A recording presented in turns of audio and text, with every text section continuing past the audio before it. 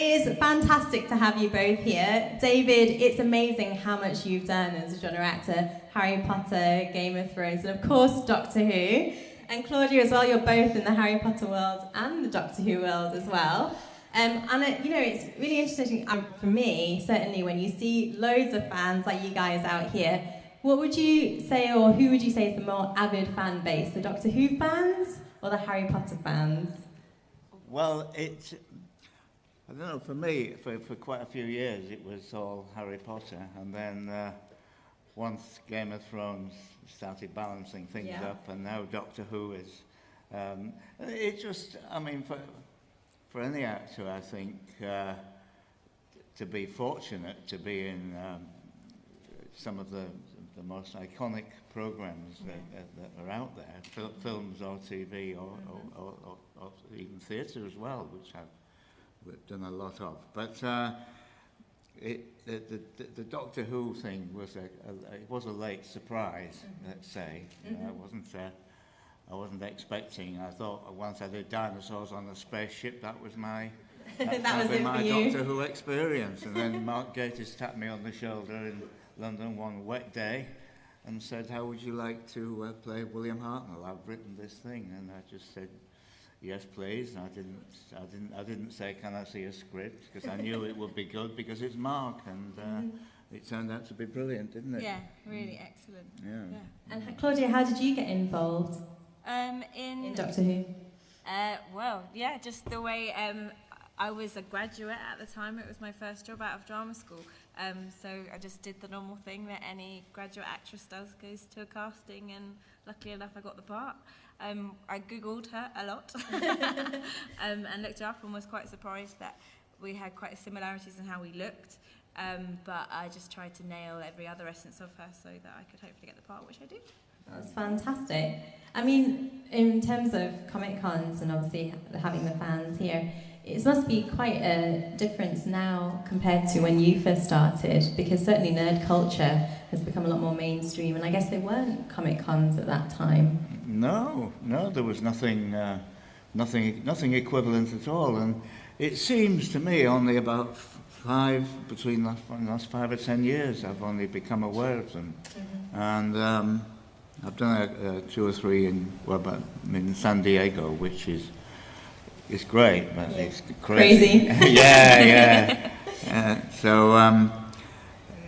But it's just amazing the fact that this is before that, you might meet the odd fan in the street, or might say, "I saw you in this or that," and but to be able to have access to meeting a fan somewhere like this is something totally new, and it makes you appreciate how many people are out there that watch what stuff that you're in, and it's just great to get that kind of feedback that we're totally not used to before that.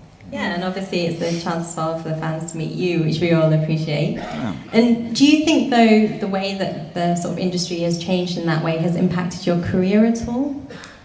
I don't know. It's still it's still you've got to put yourself up for things, and still do interviews and auditions.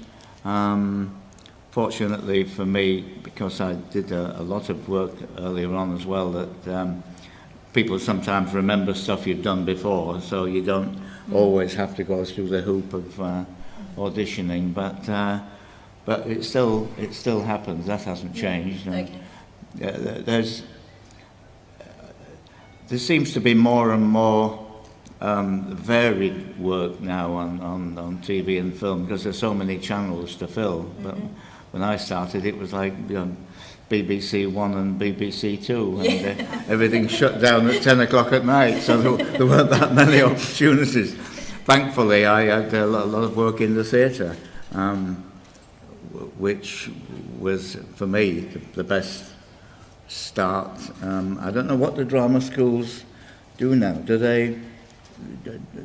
they concentrate as much on film and TV as on theatre technique, or? I think it depends on the drama school you go to. Yeah. At least the one that I went to, I think they're trying to adapt to the times, knowing that actually, you know, a lot of the people that graduate will go straight into telework, and so trying to get them well equipped with the skills they need for that. But essentially the focus is on theatre training. Because it was when I was at drama school 50 years ago now, it was all theatre based. And we had one short term that was devoted to screen technique, but it was just a token gesture, really, just in case you happen to get a TV part. But now it seems to have gone the other way around. Now they make their own films and everything.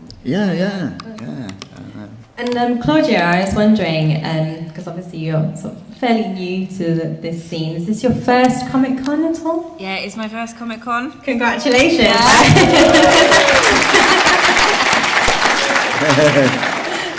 I mean, how are you finding it so far? Yeah, it's amazing. It's so fun to look at all the costumes, and everyone's so lovely, and it's like David says, it's nice to just be around people who don't normally get to meet, which are fans, and get to speak to people and hear their stories, and it's lovely. And I mean, obviously, the reason you're here together is because you were in the Doctor Who, I guess, movie really, Adventure in Space and Time, and it's to me, I would say that it's quite a good standalone movie, really. Even if you've never watched Doctor Who, it's something to watch. Would you agree? Yes.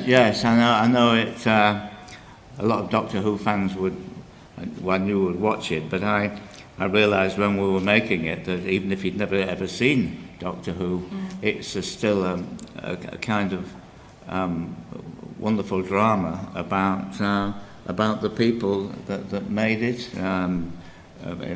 In front of and behind the cameras, and what it was like filming at that time, and the fact that it very nearly got dropped because it went out, as you probably know, on the night of the Kennedy assassination, and the BBC just wanted to kill it. Nobody saw it, and it was only the insistence of the amazing Verity Lambert, played by Jessica Raine, who stuck out for it and really was quite vigilant in making sure it got on, and the rest, as I say, is history. It is. And one of the things, obviously, that a lot of people will know now, if you're watching Doctor Who at the moment, is there's been a lot of interest recently because you're coming back as the first Doctor in this Christmas special. Yeah. So, congratulations. Thank you. So, is there anything you can say about that? I'm looking forward to the figurine.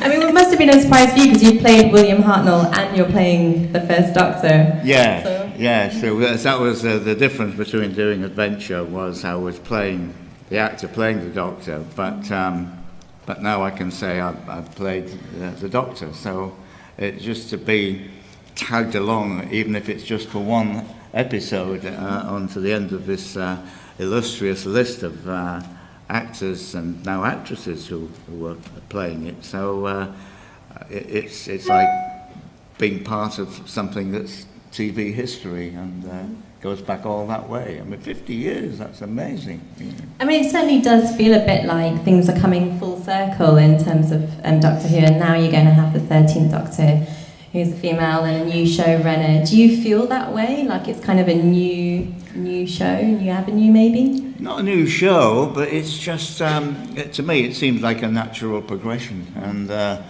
I'm glad they've chosen Jodie, because not only is she a brilliant actress with all sorts of emotional resources at her command, but also she's great fun off screen and on, and that she's got a wicked sense of humour, and I think that it's a perfect combo to play the Doctor, because it requires someone with a great range, which she's got. So. We can't wait to see her, I think. Yeah. Well, she'll be popping in at the end of.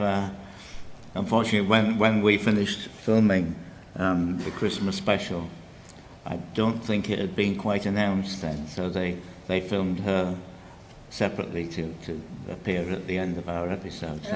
So I'm looking forward to seeing. Absolutely. Yeah. Is there anything you can tease or say about filming the Christmas special? Only that it brings together these two doctors who are both going through a personal crisis about regenerating or just ending it all there, and they're both on this parallel journey of doubt and fear and everything, and the fact that there's a bit of conflict between them, I'm the doctor, no, I'm the doctor, no, I'm the, so, and the kind of the contrast in what Hartnell's doctor brings, coming from the early 60s, and Peter's doctor, who's, let's say, a bit more politically correct than the Hartnell version, and there's a bit of conflict there, but hopefully it'll be as funny as well as this kind of.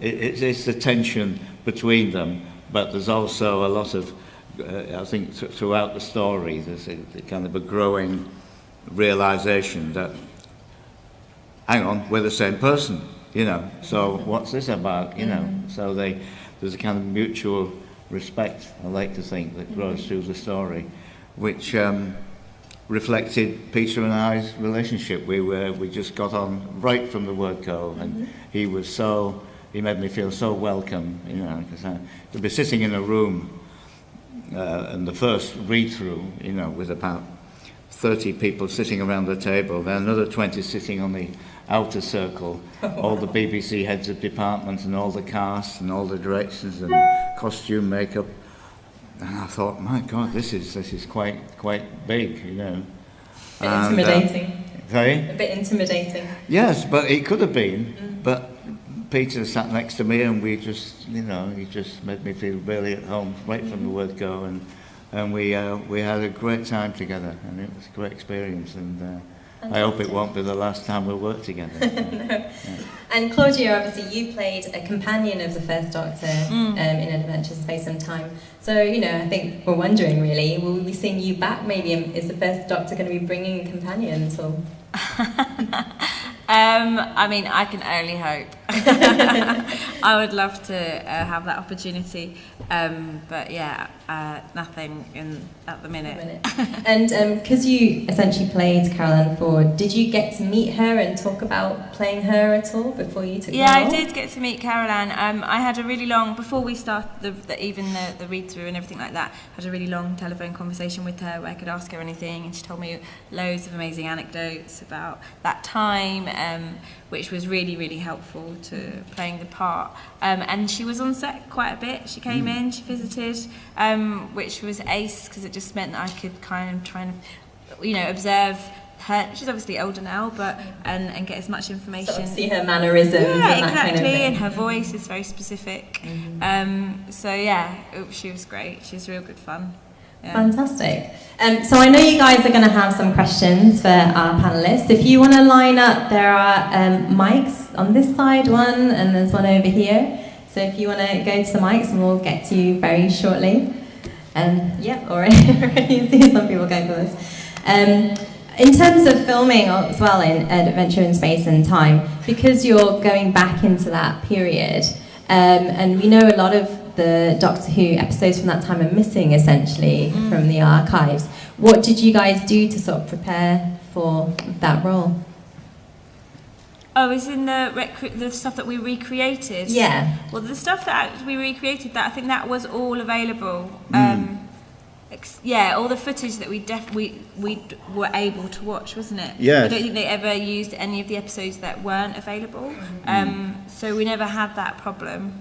did we? I don't know. No, it was it was the first one that was the pilot that we Yeah, recreated. that's what we're really focusing on. Yeah, so. Just remember, we're doing a bit of a rehearsal. Then we'd pop round to the monitor to watch Yeah. the original footage, the black and white footage, and all the little mistakes if the camera hit a table or something, and they would try to recreate it exactly. So really quite perfectly, you're really trying Yes. to imitate it. Yes, Yeah. every move. Yes, and the fact that they found these 2 cameras, which were like giant fridge freezers, weren't they, on wheels, and the massive thick cables all over the floor that the actors at that time had to negotiate without looking down or tripping over them, and they found these 2 old cameras, and we did the recreated footage, the grainy black and white footage on them.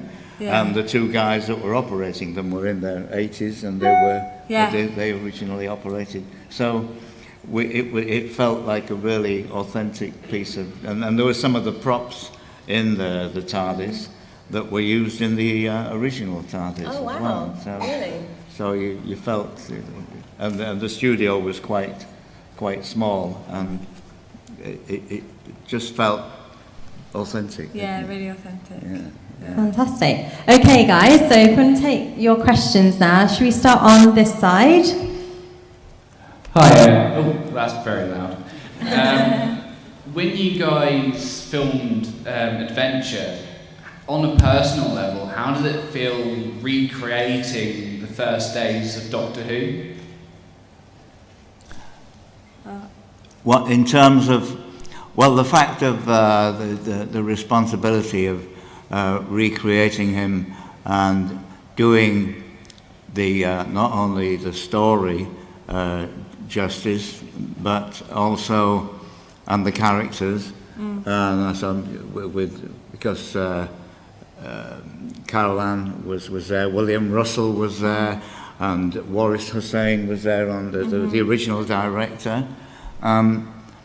So you felt that they'd been there, they knew. So when you first meet these people, you want them to say, yes, that's exactly what it was like. And thankfully they were very generous with it. They were. And they ended up playing small cameo parts. So for Whovian watchers, it must have been a real treat, saying that's William Russell playing the one-armed gatekeeper at the BBC. Yeah, at the start. Can't come in here without a toy shop, all that. And that was him, and he's like, and Carol Ann played a mother. Yeah, mother, yeah. Yeah, and came out on the street telling her kid that Doctor Who was on or something. So it was just great having them there, but it also increased the responsibility of recreating it accurately and doing, for me, portraying William Hartnell as accurately as possible, so that his family would say, yes, that's just what he was like, and that you could pick Carol Ann and William's brains about what certain scenes, what they remembered, and when he was when William Hartnell could be very funny and a practical joker and very generous, but he could also be a little bit grumpy and difficult, but he was a lot of the time when he was in the later stage, his health began to fail, and that's why originally they had to have a change. So you want to tell that story not in a sentimental, glossy way. You want to show, and Mark wrote several drafts of the original script, and each one got deeper and deeper into his life, and you wanted to do justice to that. You wanted because he was such a brilliant character actor, and I'd seen him in other things before Doctor Who. I mean,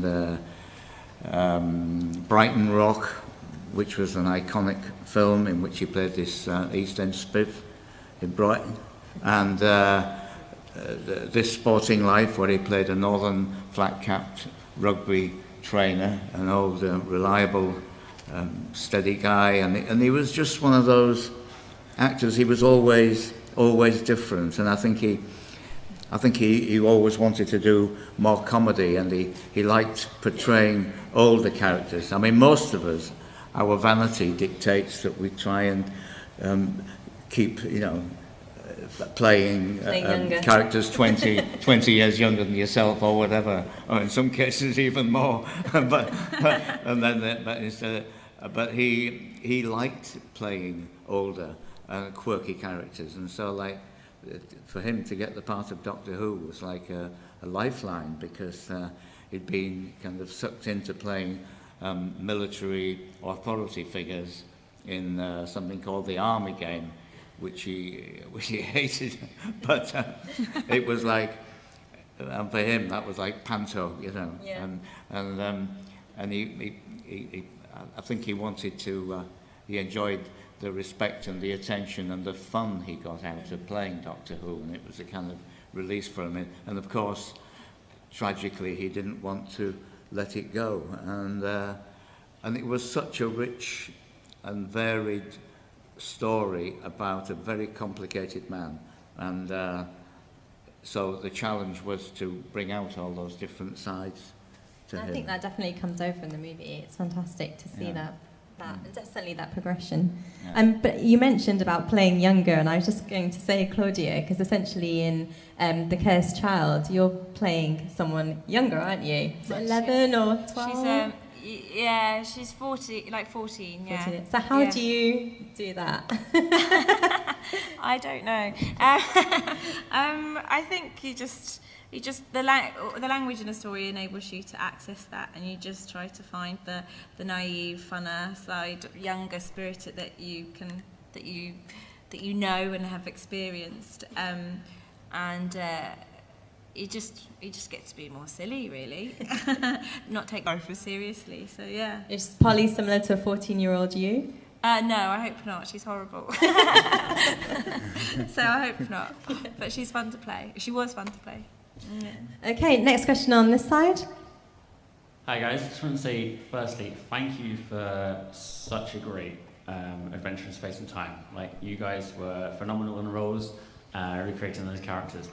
My question is, out of the two roles you both, which was hardest to research and recreate, either playing the fictional character or the real person?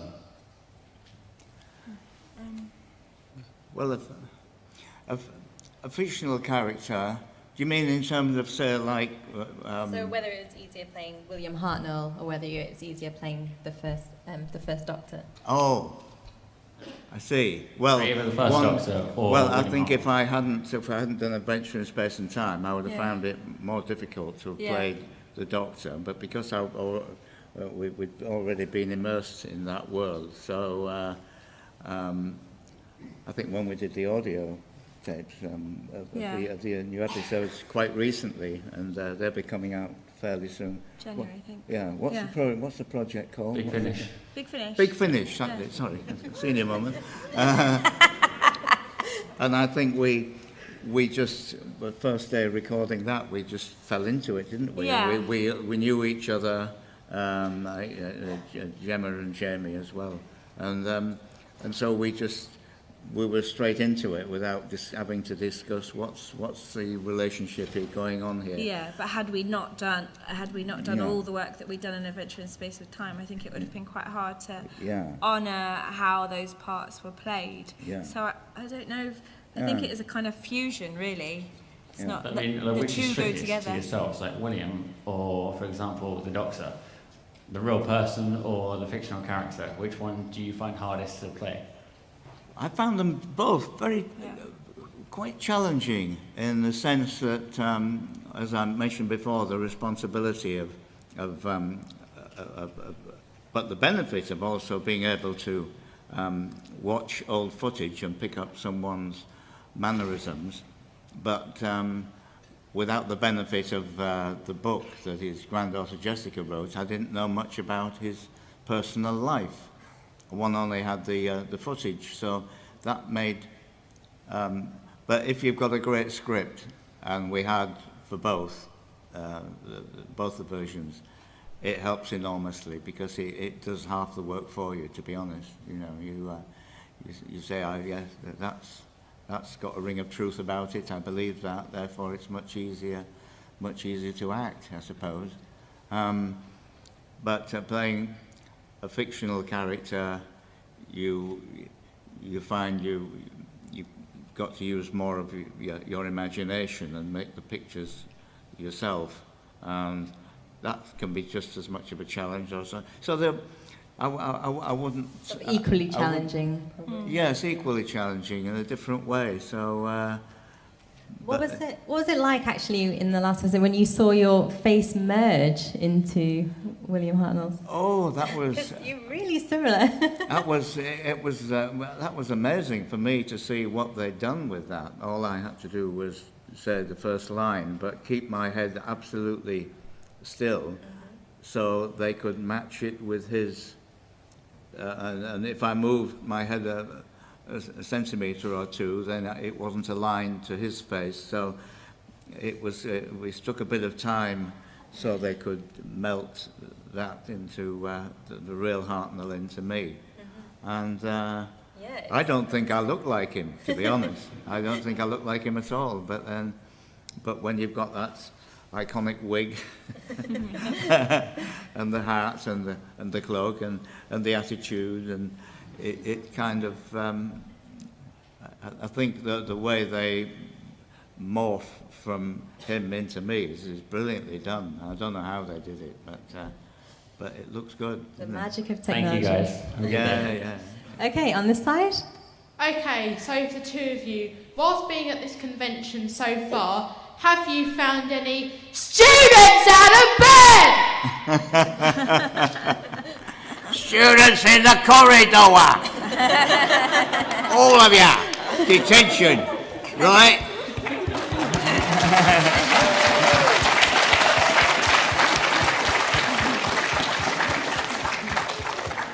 I was waiting for the Harry Potter reference. I was wondering when that was coming. Do you actually, in terms of playing Filch for so long, certainly, as a kid, seeing you really as him, as that character, do you find kids getting scared of you in the street or anything like that? Because they see you as Filch. Well, I thought when I first got the part, and I read the first couple of books, and I thought, oh God, these kids all over the world are going to just hate me. How this going to be? But then we went to the first premiere, and I took my family, and then I think the first time he appeared, I heard kids laughing. I thought, what the hell? Oh, they found him funny, not just menacing or threatening, but I think I was pleased that they found him faintly ludicrous. The self-important Jobsworth character, and I thought, oh, it's great. They actually, they don't hate him. They like him because he's so stupid. I mean, because you've essentially played quite a lot of sort of more nasty characters, really. I mean, especially Walder, Frey. I think even Sweeney Todd you played at one point, and things like that. So, is it a nice departure to do something like Doctor Who, where you're not being quite as evil? Yes. Well, that's what we like doing, don't we? As somebody throwing something different at you, because all too often, and we've all experienced it at some time, where.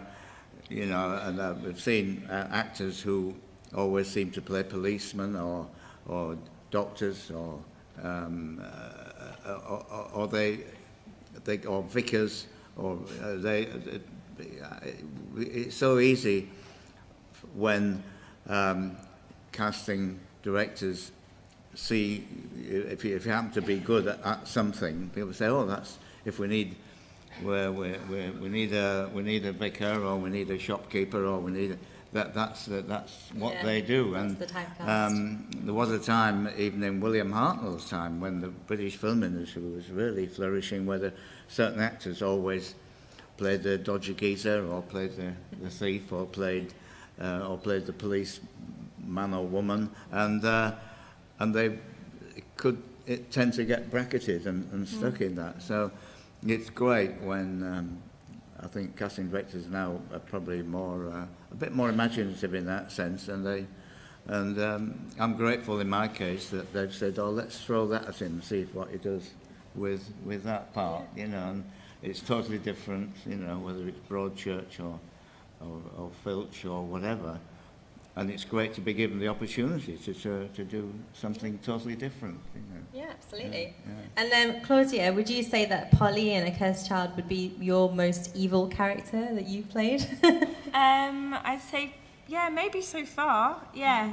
But she's a school bully. She's not very nice, so yeah, probably. Possibly. Nothing quite as mean as you in Game of Thrones, David, but Thank you. no blood weddings there. But thank goodness.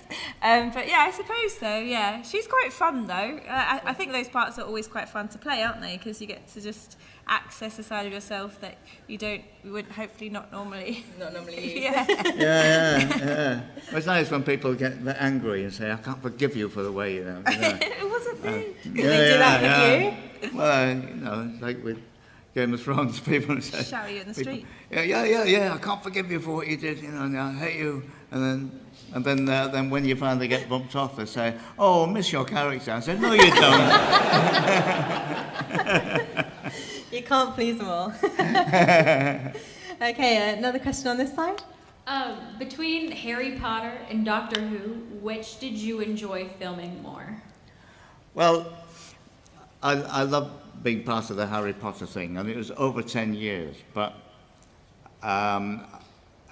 my involvement in it, as you know, some of the films I would spend maybe 3 or 4 months involved in it, and some of the others I just had a couple of scenes which we could do in a week or two. So the time in between, the spaces in between working on the Potter over that 10 years, sometimes were, you know, between one film and another would be months. And then, you know, in the making of the film, I have a lot of time off, and I just come in and do a couple of days here and there.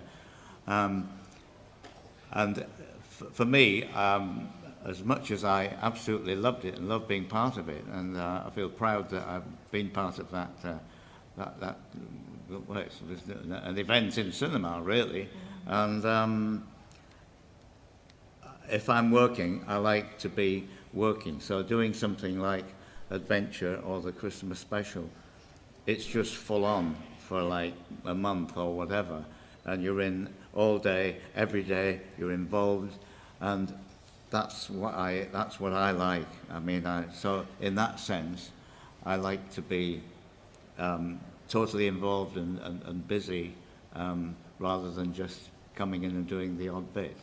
But in terms of the characters and playing the parts, I enjoyed them both equally. But as I say, a full-on involvement in something is something that is just such a pleasure, because you build up a working relationship very quickly, and you're all in it together.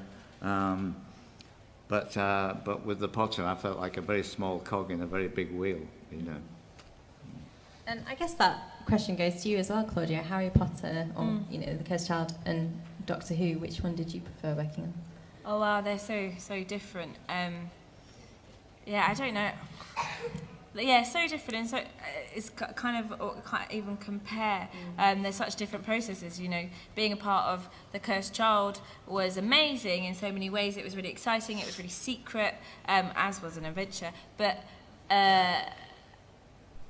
you know, it was a new story that we were developing. It was so that was really exciting. You know, every day the story would change, and Jack Thorne, the writer, was there all the time, and we had a very big input into our characters, and you know, could change lines if we didn't think that they were suitable. So in that way, you know, what ended up in the book was really exciting for all of us, because there was a little slice of us in there. Yeah. And even in the show that I'm sure will go on for years and years and years, you know,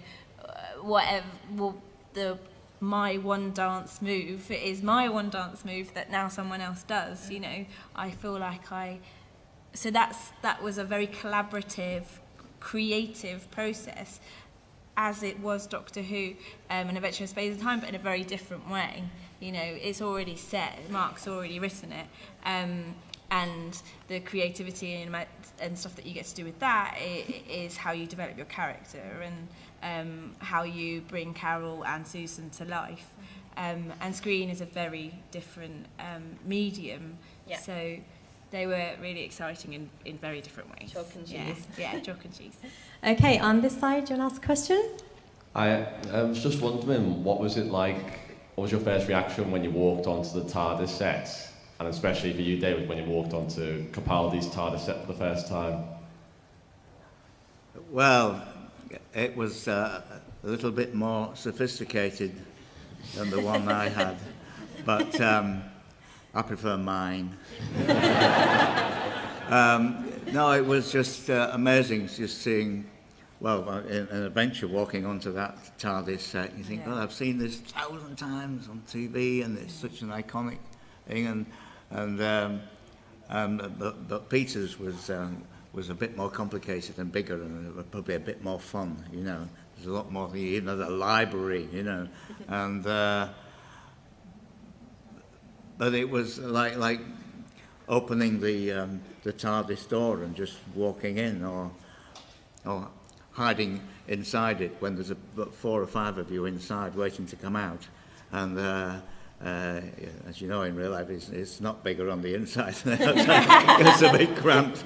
So you burst out of this as though you've just come from a very large room, but it's still, you know, you think, you can't believe this is the police box. This is where it all started, you know, and so all these props and sets are something that was so familiar with. I mean, I'm one of those geeky people who I want to be in Coronation Street just so I can go in the Rover's Return, you know, because I've never been on that set, and yes, I've watched it since. You should pitch it now when you're on Coronation Street.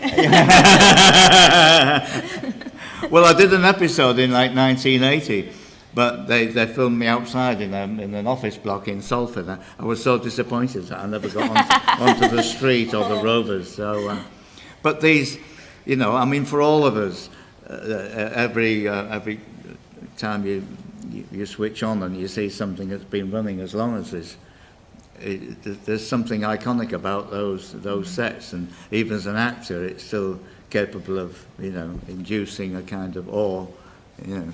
Did you watch Doctor Who in the 60s when it was on the first time? I did, yes. I remember, I watched Hartnell, I watched Patrick Troughton, John Pertwee and Tom Baker, because, well, my very close friend Louise Jameson was Tom Baker's assistant, Princess Leia, so I used to watch it for her, and I like, Tom Baker was my kind of doctor, you know, at that time. But they all made it their own. But you've got to say, Hartnell, he invented it for the first time, and he laid down the template for all following doctors, and I think every doctor has owed something to his original, you know, and that's why now I've played him, he's the one I admire most, because he had to come up with this character, you know, and nobody before him has said this is what he is, and he had to presumably work very quickly and just be straight on, whereas all the succeeding doctors, they can look back at the history and what the character's like and what he's been through and where he lives, and he paved the way. Yeah. Okay, another question on this side. Hello there. First of all, hopefully there aren't any weddings happening here. And what's this? Hopefully there's no weddings here. Oh, right. Well, I tell you, mate, the invites have dried up completely.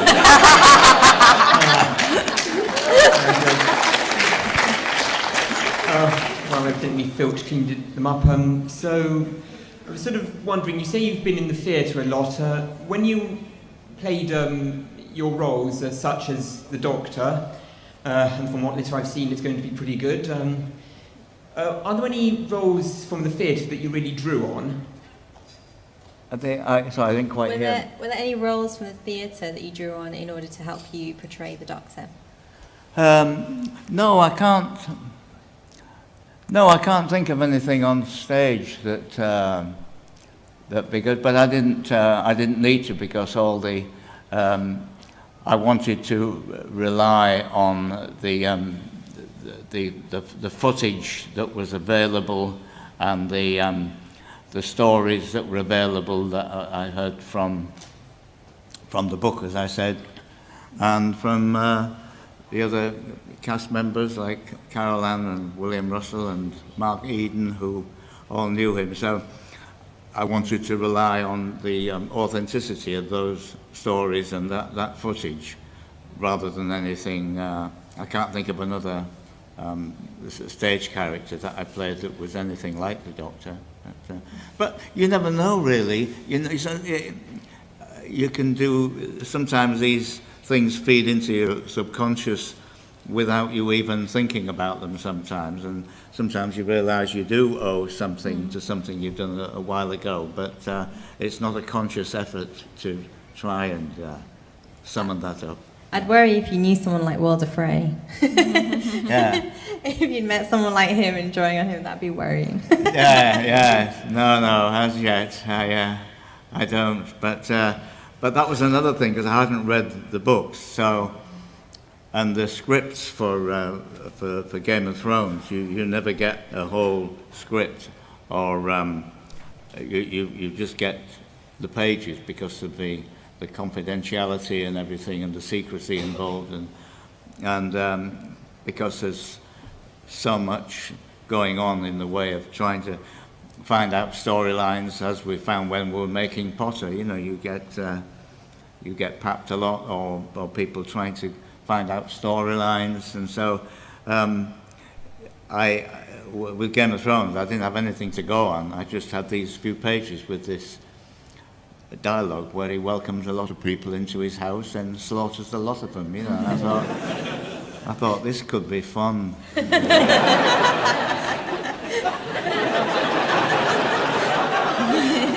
it was great. Yeah. Oh, fantastic. Another question over this side. Hello, David. You've played many iconic roles in some of the best TV and film series. Thank you. In recent days. I think we need a round of applause for that. I really have.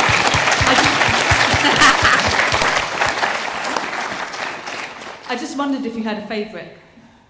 Which one, my favourite? Yeah. To play, and why? Well, I have to say, because it was the last thing I did, the Christmas special, was something I treasure. And before that, I would probably have said Adventure in Space and Time. But then I have to say playing Walder Frey was right up there with the best, because I know it created a lot of interest, especially after the Red Wedding, and what would happen after the Red Wedding. And so I was glad that came along as well. So, but I think the Doctor Who Christmas special was, and I haven't even seen it yet, so I don't even know if it works or not, but the trailer looks quite promising, I think.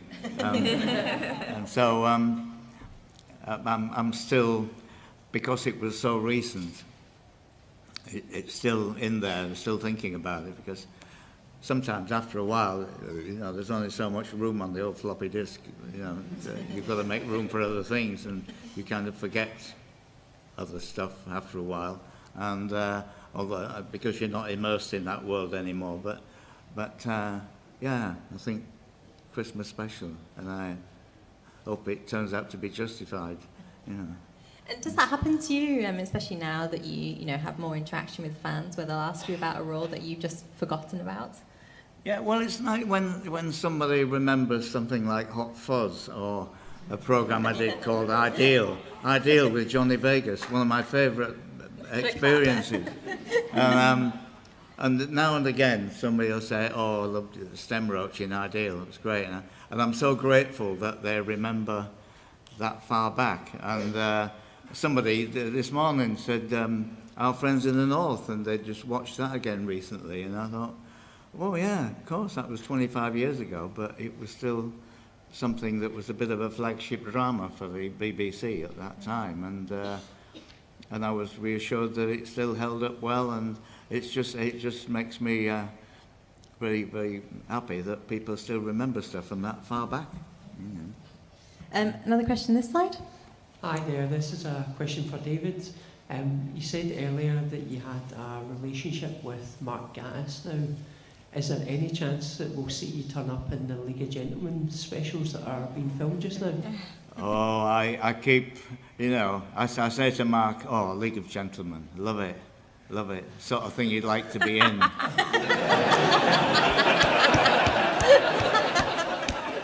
He's not picking up, But yeah, I mean, that's my kind of thing. It's like, it's just all those characters and in Royston Vasey, which is apparently Royston Vasey is the name of the place, but it's also Roy Chubby Brown's real name. Did you know that? No. I didn't. But those guys they're all so brilliant, all three of them, and of course I've got to know them because Reese played Troughton at the end of Adventure, and Steve Pemberton, I played his dad in Benidorm, and of course my connection with Mark. So I think I would fit in nicely with those guys. I completely agree. I'm just waiting for the call. I'll have to cross our fingers. I would love it. It's great. Thank you. Thank you. On this side? Hi, love David in your both your portrayals of the Doctor. It's been fantastic seeing in the trailer, and in Adventure in Space Time. Really well done with those. With Doctor Who having evolved so much, the technology that they now have access to and the budget and everything like that, was it interesting sort of exploring Hartnell in this time period, of this modern time period? Such an old character from the 60s. You said about bringing his sort of ideology into this sort of time period. Did you find it interesting kind of experimenting with that a bit? Well, I don't know about experimenting, but we had a lot of fun with that, what we call, lovingly called, casual chauvinism. I don't think there's anything casual about chauvinism at all, but he brings that to the table in the story, and it kind of reminds me, it doesn't seem that long ago since those kind of attitudes prevailed, the kind of seaside postcard attitude towards feminism or whatever, and he just didn't. He just came from a different time. It didn't make him any more or less chauvinistic than any other unreconstructed male of that time, but I just love the dynamic it created between him and Peter's Doctor. Thank you very much. Thank you. Thank you, guys. And I'm sorry that's all we have time for, but it's been a fantastic panel. Please give it up for our panellists, Claudia Grant and David Bradley. Thank you. Thank you.